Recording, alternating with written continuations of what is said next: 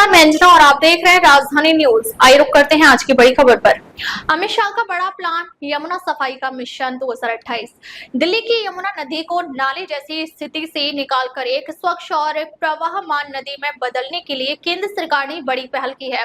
शुक्रवार को केंद्रीय गृह मंत्री अमित शाह की अध्यक्षता में यमुना की सफाई, जल आपूर्ति और प्रदूषण नियंत्रण को लेकर एक उच्च स्तरीय समीक्षा बैठक आयोजित की गई।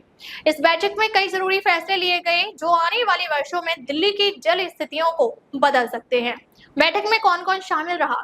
इस अहम बैठक में केंद्रीय शहरी विकास मंत्री मनोहर लाल, जल शक्ति मंत्री CR पाटिल, दिल्ली की मुख्यमंत्री रेखा गुप्ता, केंद्रीय गृह सचिव गोविंद मोहन और दिल्ली तथा केंद्र सरकार के कई वरिष्ठ अधिकारी शामिल हुए। इसलिए इन दोनों प्रमुख ड्रेनों के ड्रोन से मैपिंग और बायोकेमिकल ऑक्सीजन डिमांड यानी BOD में सुधार लाने के निर्देश दिए गए।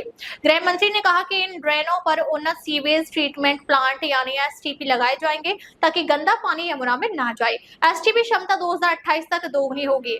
अमित शाह ने अधिकारियों को निर्देश दिए कि दिल्ली में STP की क्षमता को वर्ष 2028 तक 1500 MGD यानी मिलियन गैलन प्रतिदिन तक बढ़ाया जाए। यह न केवल प्रदूषण रोकने के लिए जरूरी है बल्कि शहर की जल जरूरतों को भी संतुलित करेगा।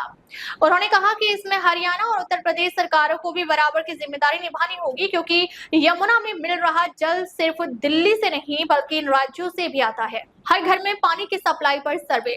बैठक में यह भी निर्णय लिया गया कि दिल्ली में हर घर की जल आवश्यकता और आपूर्ति को लेकर एक विस्तृत सर्वे कराया जाएगा।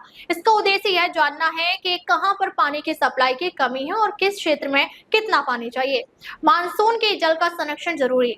अमित शाह ने कहा कि मानसून के दौरान गिरने वाली वर्षा जल को सहेजने की दिशा में दिल्ली सरकार को ठोस नीति बनानी चाहिए। इस वर्षा जल का प्रयोग भविष्य की जल संकट की स्थितियों से निपटने में मददगार हो सकता है। अनियंत्रित बोरवेल पर लगाम। बैठक में बिना लाइसेंस के बोरवेल और अंधाधुंध भूजल दोहन को लेकर चिंता जताई गई। गृह मंत्री ने दिल्ली जल बोर्ड को निर्देश दिया कि इस पर तत्काल प्रभाव से एक कार्य योजना तैयार की जाए। अब तक के लिए बस इतना ही, फिर मिलते हैं एक ऐसी ही बड़ी खबर के साथ। अब तक के लिए नमस्कार और देखते रहिए राजधानी न्यूज।